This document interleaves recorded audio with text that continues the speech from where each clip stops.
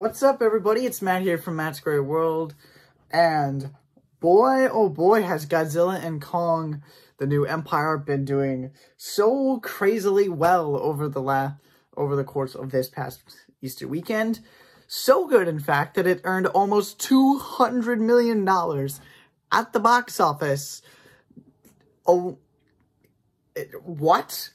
It's just mind-boggling to me to see how well this movie is doing.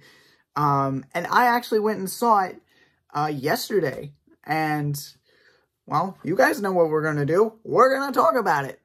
I'm gonna give you the positives, the negatives, all the good stuff right here in today's movie review. So stick around to the end to find out what my final rating is gonna be, and let me tell you, it might be higher than what you might think. So without any further ado, let's get right into it. So first off, I wanted to talk about Kong in particular, because this is a very Kong-centered film, and he is definitely the main character of this film, and he undergoes the most change. And his character arc in this film is just so good. And the way he's interacting with the world around him and the way he's presented, it makes him feel like a real character. And that's something I've always loved with the MonsterVerse. They've always presented the monsters as characters, not just these giant behemoths that are walking around destroying cities, you know, which they can do that, but it's not the only thing they can do. They emote, and you can see that on their faces and their body language, and I've always loved that with the MonsterVerse, even going back to Godzilla 2019. Godzilla King of the Monsters, I should say, and even Godzilla 2014, even too, way back in the beginning of the MonsterVerse. But in this film, it was like the peak of that. I mean, even at some points in the film, Kong was interacting with some of the other members of his species, and it felt like he was actually having a conversation with them, just like with the way they were all behaving and moving and sounding, you know, it felt like they were having a conversation, which I've never seen that in a movie like this, and it was really, really cool. And, you know, he had a lot of cool action sequences. He absolutely kicked ass in this film, and I loved it to, like, the moon and back. Like, it was just so, so good. And also, we gotta talk about Godzilla, because he is he's in the title, so like he's a pretty central character in all of this. And Godzilla doesn't have as much of a role in this film as he has played in previous movies. I mean, he certainly wasn't as much of a focus as he was in Godzilla vs. Kong from 2021. But when he is on screen, you cannot look away, and that is something that I loved. I heard going into this film that Godzilla really, you know, the fact that he wasn't on screen as much was kind of a letdown, and I'm like, oh, great. I'm going to really be disappointed about Godzilla. Nope. It could not be further from the truth. Like, some of the stuff Godzilla does in this film, the way he looks, you know, I was a little hesitant with his new evolved form when it was first revealed in that first trailer, but man, oh man, did it not disappoint. His new atomic breath and everything, you know, it was so cool. And not only that, like I said, there were moments where it felt like he was a character. Just with his facial expressions, his body language, you could tell that there was more going on than just him being a giant rampaging atomic lizard. And in the end battle, he was awesome. There wasn't as much focus on him in the final battle as there was on Kong. But again, whenever Godzilla was on screen, you could not look away from him. It was just so, so cool. So, and not only that, but I also loved the human characters in this film as well. More often than not, the human characters in these films are they're not exactly written all that well, and I will say there was some parts of the writing where I was like, I mean, some of the jokes definitely felt a little unnecessary, but more often than not, the jokes were quite funny. I was laughing more than once in the course of watching that film. And, you know, it was just so cool. And the acting from all the different actors, from Rebecca Hall, Dan Stevens, Brian Tyree Henry, Kaylee Huddle, all of them did a fantastic job. I love Dan Stevens' character of Trapper. He was freaking hilarious. I loved him. And the dynamic he had with Rebecca Hall's Dr. Eileen Andrews was phenomenal. So very, very well, you know, kudos to all of them. Fantastic job on this film. And the other thing that I do also really, really want to talk about is Zuko. Zuko, and particularly his character arc. You know, when we first got introduced to Zuko in that initial trailer, I was like, yeah, this is probably just going to be a side character. We're really not going to, like, maybe this is something we get at the end. I don't know. I mean, the original working title was Son of Kong. So I wasn't surprised that there was going to be a baby Kong in this film. But, man, I didn't expect to just fall in love with the little guy. I'm Team Zuko all the way. I loved it. He started off as, like, this just, like, untrusting, you know, just brat of a kid, you know, doing the bidding of Scar King, which I'll get to him in a moment. But, man, oh, man, as the course of the film progresses, you know, right from when Zuko's introduced all the way till the end, I was smiling at the end. I was so happy for Zuko. And I was also super happy that we got to see the Scar King absolutely get his butt kicked, as we all know he was going to. Also had one of the most interesting deaths in the Monsterverse so far, but I'm not going to spoil what it actually was. You're going to have to watch the film for yourself. But the Scar King was absolutely maniacal, and I loved it. He felt like a very captivating villain. And the backstory was really, really cool. And something that I couldn't stop thinking about when I left the theater was, it was cool to see the dynamic of how Kong was like this savior, and he was like trying to protect people, you know? But Scar was the complete opposite. You know, he's like, I want to take over the world. So getting to see that dynamic within the Kong species was really cool as well. And be like, oh, not all of them were good. And that also leaves open the idea, well, maybe there weren't any good Godzillas either. I don't know. But we'll have to wait and see if that's something that the people at Legendary are thinking about. But yeah, those are all my positives, and I know that was a lot. But now let's talk about the negatives. So obviously I've given this film a lot of praise, and it deserves all the praise in the world.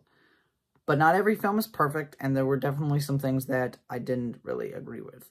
To start off with, and I know this is a complaint that I've heard from a lot of different people all over the internet, is the writing. And I did say that some of the jokes that were written in here were pretty funny, and I was laughing quite a bit during this movie.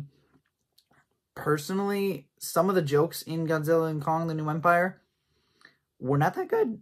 They just felt forced and awkward, you know, at times. Not very much, but the ones that did feel that way, they stood out like a sore thumb, and I did not like that at all. I was kind of let down with that. I mean, the writing in these movies, particularly with human characters, has never been great by any means. Personally, I think that Godzilla King of the Monsters was great for the human characters. I think they were pretty solid in that movie. Same thing with Kong Skull Island as well, you know.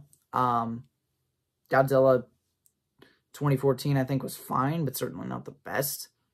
And Godzilla versus Kong from a couple of years ago, I thought was pretty good, in terms of the writing for the human characters. But this time, I just felt, you know, some of the jokes just felt too forced, and they stood out way more than they did in previous entries. And I was, in the back of my mind, I was like, can we tone this down a little bit? I mean, some of these jokes are definitely good, but not all of them. And the ones that aren't good are sticking out, like, way more than they should. So I was very, very disappointed in that. But another thing that, and this is more of like a nitpick than anything else, but the pacing, at times just felt too quick, if that makes sense. You know, this is a movie that's around like an hour 20-ish. So, I mean, I'm not gonna lie to you guys. That is pretty short, all in all. I think it might be the shortest film in the MonsterVerse. Correct me if I'm wrong in the comments.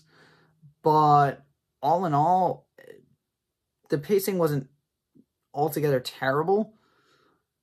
But it just felt like, oh, there were so many good opportunities to build the lore of the MonsterVerse, to do some world building. Not a lot, but at least a little bit, to kind of get us to learn more about this world and get us deeper into the story and get the audience to care more, especially in the early goings. And even into the middle of the film and even in towards the end, you know? But that's just a personal nitpick of mine. I am I'm just a sucker for world building and lore and all that stuff. So that's just a nitpick of mine. But maybe we'll get that in future entries as we go along. Maybe we won't. I don't know. But my final negative that I do want to talk about is Shimo. And I'm just going to say it right away before all you guys start becoming keyboard warriors down in the, or like keyboard bullies down in the comment section, is Shimo was definitely a force to be reckoned with. Shimo was absolutely incredible. It was cool to see such an original and unique looking Titan with also some pretty cool abilities in the MonsterVerse. This was really, really cool. And her reveal was fantastic. But I will say, I do wish that, you know, that Shimo had actually been the main villain instead of Skarking. And like I said in the positive, Skarking was amazing. And I think both Shimo and Skarking could have, together, would have been awesome. You know? They could have been, like, Skarking would have been Kong's villain. Shimo would have been Godzilla's villain. That would have been great, too. And throughout the course of the film, Shimo didn't really feel, at times, like she was this big, badass, you know, just, like, Alpha Titan, which she's by no means an Alpha Titan, I know that, but I just feel like her impact as an antagonistic character, even though that's not what she is, you know, she's being forced to do this, I was just like, you could have made this so much, you could have made her so much more terrifying, and I think it would have made this movie 1,000 times better than it already is. And I guess you could kind of classify that as a nitpick, but at the end of the day, I think it could have been so cool. I was so excited to see Shimo. I was like, oh my god, this is both. I was already excited for Skarking. Like, I'm like, shit, this is gonna be nuts. But I also thought with Shimo, I was like, oh my god, this is gonna be bonkers. Nope. That was not what we got. I mean, at the end, Shimo was basically a puppy dog, which I thought was fine with how the movie turned out. I'm not gonna say that Shimo was outright terrible, but I do feel like there was a missed opportunity there, and I cannot get it out of my head. I'm like, this could have been so good. Like, everyone was like, oh, Shimo's like one of the biggest, most powerful Titans in the MonsterVerse. I mean, she definitely is. I mean, she's got that going for her. But she didn't really show it. And I think that's really at the core of it. You know, we really didn't get to see, you know, Shimo to her full effect. At least I felt like. Maybe you guys disagree. Let me know in the comments down below if I'm wrong or not. But yeah, that was a really big letdown for me. But yeah, again, Shimo, what we got from Shimo was great. I just feel like there could have been a lot more, and it could have made her so much better and so much more terrifying. So, all in all, Godzilla and Kong, The New Empire is a fantastic film. It's got its flaws. I mean, all films do.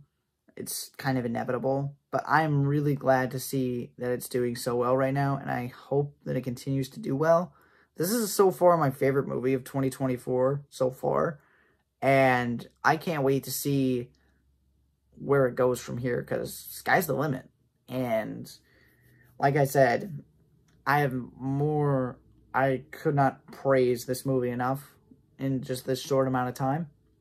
So without any further ado, my rating for Godzilla and Kong: The New Empire is an 8.5 out of 10. And yeah, like I said, it's a fun, action-packed monster movie that will just kind of keep you in your seat the entire time. And it's going to keep you guessing, because you never know what goofy, fun stuff they're going to do next. What weird yet funny joke they're going to pull, you know? It's a good movie, and I do highly recommend that you guys go and check it out, because, you know, I just can't say enough good things about this movie, and if I keep going, this video is going to be 20 minutes long. But anyway, thank you guys so much for watching. I hope you enjoyed. Make sure to hit the like button so this video can get pushed out to other MonsterVerse fans. Leave a comment. Let me know what you guys thought about the film. If you guys have seen it, and if you haven't, please go watch it. And also, hit the subscribe button so that way you get more movie reviews, because there's going to be plenty of other movies I'm going to be checking out this year. I'm probably going to check out Dune Part 2 at some point in the next couple of weeks, so keep an eye out for that. And yeah, that's all I got to say. So with all that being said, thank you guys so much for watching. Stay safe, stay warm, stay happy, and it's never goodbye. It's just till next time. All right, guys. I'll see you later. Peace!